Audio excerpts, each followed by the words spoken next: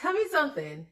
If you ask somebody from a genuine place how they're doing and they say, oh, I'm doing wonderful, I am blessed, but in reality, they're going through a rough time and they're suffering, is it that they're just being positive and speaking those things that are not as though they were, or they're just merely lying? It depends. Nowadays, not many people want other people in their business like that because they are scared that their issues are going to get broadcast all over the place.